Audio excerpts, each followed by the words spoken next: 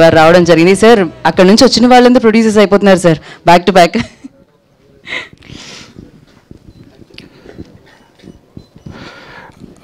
Hello అండి. ముందుగా ఈ సినిమాకి చాలా ఇంపార్టెంట్ పర్సన్స్ మా పిఆర్ఓస్, మా డిజిటల్ మార్కెటింగ్ టీము, మా వంశీకాక గారు, సురేష్ గారు, శ్రీను బంగారం గారు, చాయ్ బిస్కెట్ అనురాగ్, చాయ్ బిస్కెట్లో సురేష్, అలానే మా గీత నుంచి చేస్తున్న విష్ణు, అందరికీ స్పెషల్ థ్యాంక్స్. అంటే చాలా సినిమాలు మేము ముందుకు తీసుకెళ్తాం. ఈ సినిమా మేము ఫస్టే ప్రమోషన్ స్టార్ట్ చేద్దాం అనుకున్నప్పుడు మా పిఆర్ టీమ్కి, మా డిజిటల్ టీమ్కి అందరికీ మేము సినిమా చూపించేసాం. ఇది సినిమా అని క్లియర్గా చూపించాం. వాళ్ళు ఈ సినిమాని నమ్మి, వాళ్ళు ఈ సినిమా నచ్చి, దాని తర్వాత నుంచి జరుగుతున్న ప్రమోషన్ ఇప్పుడు రిలీజ్ వరకు డ్రైవ్ చేసింది వాళ్ళు లేకపోతే ఈ సినిమా మాకు ఇంత రీచ్కి తీసుకెళ్ళకపోవడం. Special thank you so much అండి. తర్వాత మా డైరెక్టర్ గారి గురించి ఫస్ట్ మాట్లాడదాం అనుకుంటున్నాం. సో 2020లో లాక్డౌన్లో రాహుల్ గారి ఇంటికి వెళ్ళి రాహుల్ గారిని కలిసి బ్రో సినిమా చేయమని అడిగాను. ఆయన మేమిద్దరం కలిసి చాలా, అంటే ఆయన దగ్గర ఉన్న చాలా కథలు నరేట్ చేశారు. అన్ని కథలు బాగుంటాయి. సరే ఈ కథ, ఈ హీరోకి ఈ కథ ఇలా చేద్దాం, కొత్తలతో చేద్దాం అని 3-4 కథలు పట్టుకొని మొత్తం ఒక 1 year 2 years తిరుగుతూనే ఉన్నాము. ఏది తొందరగా సెట్ అవ్వట్లేదు. 2023 వరకు ఇలానే స్ట్రగుల్ పీరియడే జరిగింది. 2023 ఎండింగ్లో రష్మిక గారికి ఈ కథ చెప్పడం జరిగింది. ఆవిడ ఓకే చేశారు. అప్పుడు ఈ సినిమా స్టార్ట్ అయింది. దీని ముందు ఒక చిన్న ఇన్సిడెంట్ చెప్పడం కోసం చెప్తున్నాను. ఒకరోజు ఒక హీరో నరేషన్ ఉండింది మాకు. 12 o'clock ఆ టైంలో నరేషన్ ఉంటే నేను 11 o'clockకి డైరెక్టర్ గారు కాల్ చేసి, బ్రో నరేషన్కి రెడీ అయ్యారా, స్టార్ట్ అవుతున్నారా అని అడిగాను. అడిగితే బ్రో మీరేమనుకోకపోతే ఒక్కసారి వచ్చి నన్ను పిక్ చేసుకొని వెళ్తారా అని అడిగారు. సరే మా ఇంటి పక్కనే కదా అని వెళ్ళాను. నేను వెళ్తే వాళ్ళ అపార్ట్మెంట్ కింద కార్ ఎక్కుతూ చిన్మయ్ గారు, ఆవిడ లిటరలీ లేబర్ రూమ్కి వెళ్తున్నారు. నిండు గర్భిణి, 2 kidsని క్యారీ చేస్తూ కార్ ఎక్కుతున్నారు. నాకు అర్థం కాలేదు.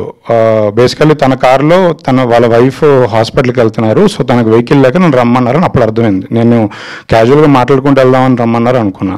నేను అది చూసి, బ్రో అసలు ఈ టైంలో నరేషన్ ఏంటి బ్రో, మీరు వెళ్ళండి, నరేషన్ పోస్ట్పోన్ చేద్దాం, ఒక 1-2 days తర్వాత పెట్టుకుందాము అంటే, లేదు బ్రో ఇది నాకు చాలా ఇంపార్టెంట్, ఈ టైంలో అంటే నరేషన్కి వెళ్ళాలి, నేను చిన్మయ్ గారు కూడా చెప్పారు ఇట్లా నరేషన్కి వెళ్ళి నరేషన్ అయిపోయాక హాస్పిటల్కి రమ్మన్నారు, నేను వెళ్ళాలి అన్నారు. నాకు అసలు ఏం మాట్లాడాలో అర్థం కాలేదు. చిన్మయ్ గారు కష్టపడుతూ కారు ఎక్కారు, స్టిల్ అలానే మళ్ళీ కారు దిగి, నాకు అర్థం కాలేదు, సైలెన్స్లో ఉన్నా. ఆవిడ వచ్చి ఆల్ ది బెస్ట్ చెప్పి వెళ్ళారు.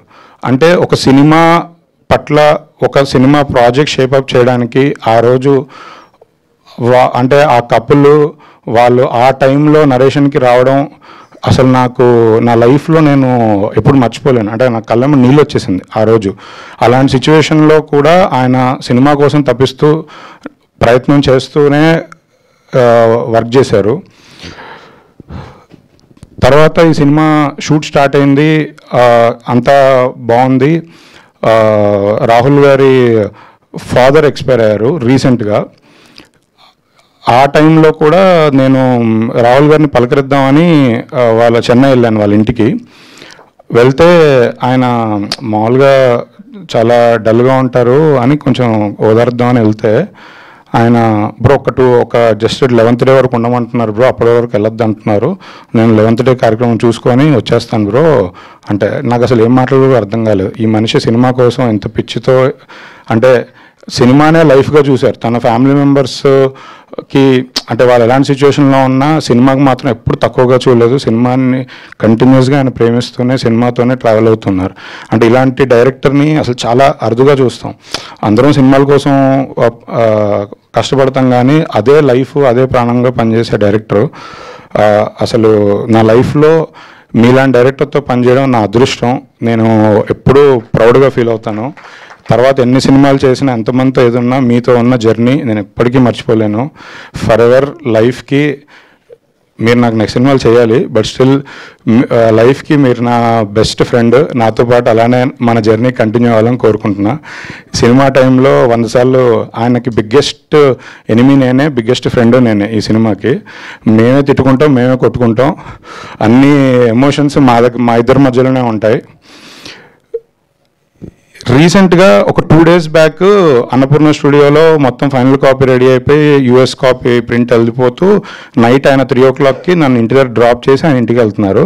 మా ఇంటి దగ్గర కార్ ఆపి జస్ట్ నేను దిగే ముందు 2 minutes నాతో మాట్లాడుతున్నారు. ఆయన ఒక ఇంపార్టెంట్ థింగ్ చెప్పారు.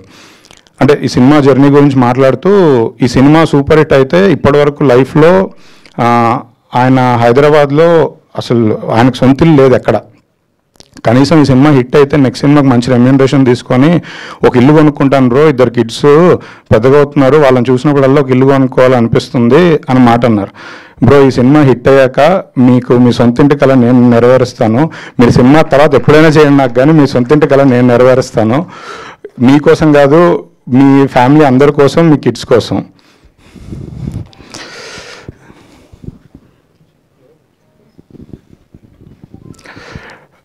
సరే, మా హీరోయిన్ రష్మిక గారి గురించి ఆల్రెడీ నేను ట్రైలర్ లాంచ్ ఈవెంట్లో మాట్లాడాను, చాలా ఇంటర్వ్యూస్లో మాట్లాడాను.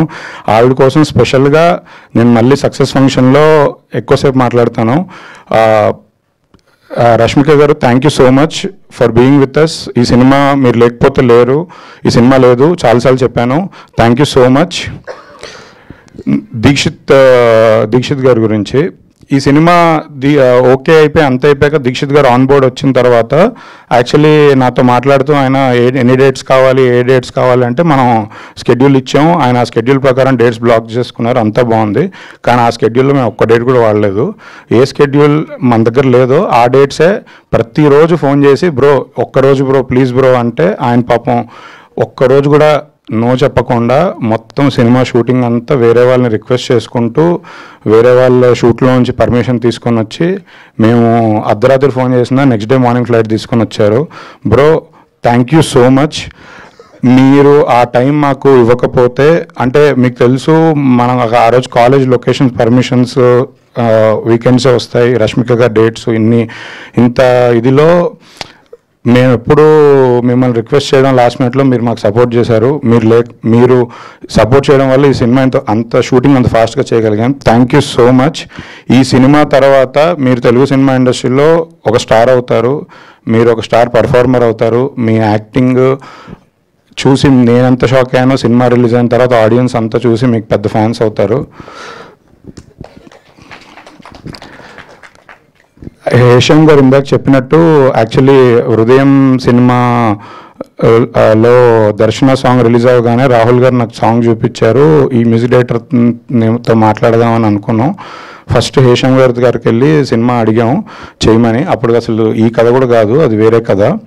సో హేషం గారు చేయడానికి ఒప్పుకున్నారు. తర్వాత మళ్ళీ ఆ కథ మారి ఈ కథకు వచ్చిన తర్వాత ఈలోపు హేషం గారు ఖుషి అనే ఒక బ్లాక్ బస్టర్ సినిమా చేశారు, హాయ్ నాన్న బ్లాక్ బస్టర్ సినిమా చేశారు, పెద్ద మ్యూజిక్ డైరెక్టర్ అయిపోయారు తెలుగులో. సో మాకు ఈ ప్రాజెక్ట్ ఓకే అయిపోయిన తర్వాత నాకైతే పిచ్చ డౌట్, అసలు హేషం గారు ఈ సినిమా చేస్తారా లేదా చేయరా అని. ఎందుకంటే అప్పుడంటే డెబ్యూటెంట్ ఫస్ట్ సినిమా అని, తర్వాత 2-3 బ్లాక్ బస్టర్స్ కొట్టాక అంత టైం ఉంటుందో లేదో కూడా నాకు తెలీదు. బట్ మేము హేషం గారిని అడగగానే ఆయన ఇందాక స్టేజ్ మీద చెప్పిన మాటే, this is my first film in Telugu, అసలు డిస్కషన్ కూడా లేదు, ఐఎమ్ డూయింగ్ దిస్ ప్రాజెక్ట్ అని చెప్పారు. Thank you so much sir. మీరు ఇందాక స్టేజ్ మీద పాట పాడారు, ఇక్కడ ఆడియో సిస్టము స్పీకర్స్ ఇవన్నీ బాగోవు సార్. డెఫినెట్లీ ఈ సినిమా రిలీజ్ అయిన తర్వాత సక్సెస్ మీట్లో మీతో మ్యూజికల్ కాన్సర్ట్ పెట్టించే బాధ్యత నాది.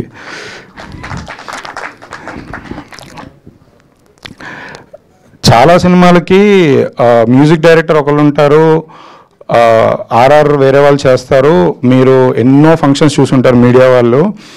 ఇద్దరు మ్యూజిక్ డైరెక్టర్స్ ఒక స్టేజ్ మీద చాలా, అంటే నాకు తెలిసేది ఎప్పుడు ఉండరు. కానీ ఈ సినిమాకి ఫస్ట్ టైం నేను ఇద్దరు మ్యూజిక్ డైరెక్టర్స్ని స్టేజ్ మీద చూశాను ఇందాక. అంటే చాలామందికి చిన్న చిన్న ఇష్యూస్ ఉంటాయి, అంటే ఈగోస్ ఇష్యూస్ అవ్వచ్చు, వర్క్ ఇష్యూస్ అవ్వచ్చు, చాలా ఉంటాయి, క్రియేటివ్ డిఫరెన్స్లు ఉండొచ్చు. బట్ ఈ సినిమాకి ఇద్దరు పిల్లర్స్ లాగా మాకు సపోర్ట్ చేసి లాస్ట్ మినిట్ వరకు ఇద్దరు మిక్సింగ్ థియేటర్లో ఉండి కాపీ చెక్ చేసుకొని గ్రీన్ సిగ్నల్ ఇచ్చారు. Thank you so much for giving us that time and keeping so much of effort in the last minute. Thank you so much. Prashanth Bihari గారితో actually mental మదిలో సినిమాకి నేను డిస్ట్రిబ్యూటరు. ఆ సినిమాలో పాటలు బాగుంటాయని చూసి ఇమీడియట్గా దొరసాని సినిమాలో అప్రోచ్ చేశారు. ఆ సినిమా సక్సెస్ అవ్వకపోవడం వల్ల ఆయన పాటలు అంత రీచ్ వెళ్ళలేదు. నెక్స్ట్ సినిమా డెఫినెట్లీ ప్రశాంత్ గారితో ఫుల్ సినిమా చేయాలని కోరుకుంటున్నాను. బట్ ఒక హిట్ సినిమాలో ఈ సినిమాతో పార్ట్ అవుతున్నాం. ఎడిటర్ చోటకే ప్రసాద్ గారు కూడా నాకు ఎన్నో ఇయర్స్గా తెలుసు. నా ఫస్ట్ సినిమాకి ఆయన ఎడిటర్గా చేయాలి. అప్పటి నుంచి ఆయనతో ఒక పెండింగ్ బాకీ ఉండిపోయింది నాకు. భయ్యా ఈ సినిమాతో పెద్ద హిట్ కొట్టబోతున్నాం, మన ఇద్దరి జర్నీ ఇక్కడి నుంచి స్టార్ట్ అయిపోతుంది. అంటే నా అన్ని సినిమాల్లో ఎడిటర్లు మారిపోతుంటారండి, అది నా కర్మ, నేనేం చేయలేను. ఫస్ట్ ఎవరితోనో స్టార్ట్ చేస్తాం, లాస్ట్కి వచ్చేసరికి ఎవరో మారిపోతుంటారు. బట్ ఈ సినిమా మొత్తం చోటకే ప్రసాద్ గారు ఉండి చేశారు. ఆయనతోనే నేను ఫర్దర్గా అన్ని సినిమాలు చేస్తాను. అందరు అయిపోయారు. లాస్ట్ ఈ సినిమా జరగడానికి మెయిన్ కారణం మా విద్యక్క. అంటే విద్యక్క సపోర్ట్ లేకుండా ఈ సినిమా విద్యక్క లేకుండా ఈ సినిమా ఉండేది కాదు. మొత్తం స్ట్రెంత్ అంతా విద్యక్కే ఇచ్చారు మాకు ఈ సినిమాకి. అంటే జనరల్గా అరవింద్ గారు అంటే నాకు చాలా భయం. నేను ఆయన దగ్గరికి వెళ్ళి మాట్లాడాలన్నా నాకు భయం. ఆయన పిలిచి మాట్లాడే వరకు నేను అసలు వెళ్ళను. ఈ సినిమాకి మొత్తం అరవింద్ గారి దగ్గర వెళ్ళి అడగాల్సినవి లేదా అప్రూవల్స్ తీసుకోవాల్సింది లేదా ఏదైనా కమ్యూనికేట్ చేయాల్సింది ఏదున్నా విద్యక్కే చేశారు. ఈ మొత్తం అంటే అరవింద్ గారితో ఏ డిసిషన్ తీసుకోవడానికి వెళ్ళినా కొంచెం టఫ్, అవన్నీ విద్యక్కే చేశారు. నాకు ప్రతిసారి నువ్వు రా ఒకసారి అంటే అక్క మీకు దండం పెడతా మీరు వెళ్ళండి అని చెప్పేవాడిని. సో నిజం చెప్పాలంటే నా బాధ్యత అంతా ఆవిడే మోసారు. అంటే అందరూ అనుకుంటారు గీతా ఆర్ట్స్లో అంటే చాలామంది ప్రొడ్యూసర్స్గా పడుతుంది అండ్ విద్యక్క వచ్చి అరవింద్ గారి డాటరు. సో అది ఈజీ కేక్ వాక్ అనుకుంటారు, కాదు. విద్యక్క సోలోగా సింగిల్ సినిమాతో బ్లాక్ బస్టర్ కొట్టారు. నెక్స్ట్ విద్యక్క వరుస సినిమాలు పెద్ద పెద్ద బ్లాక్ బస్టర్ కొడతాడు. ఆవిడ హార్డ్ వర్క్, ఆవిడ జడ్జిమెంట్ అవన్నీ ఫ్యూచర్లో మీరు చూస్తారు. ఆవిడ ఎవరి షాడో కింద లేరు. ఆవిడ ఇండివిజువల్ ప్రొడ్యూసర్గా టాప్ ప్లేస్కి వెళ్ళబోతున్నారు. నాకు ఒక చిన్న కోరిక ఉండేది చిన్నప్పటి నుంచి. అరవింద్ గారు దత్ గారు కాంబినేషన్లో ఇద్దరు పార్ట్నర్షిప్స్లో చాలా బ్లాక్ బస్టర్ సినిమాలు వచ్చాయి. ఈ సినిమాతో స్టార్ట్ అయ్యి ఫ్యూచర్లో నేను విద్యక్క ఒక 10 సినిమాలైనా బ్లాక్ బస్టర్ సినిమాలు చేయాలని కోరుకుంటున్నాను. అలా ఒక సినిమా అయిపోయాక వదిలేకండి అక్క.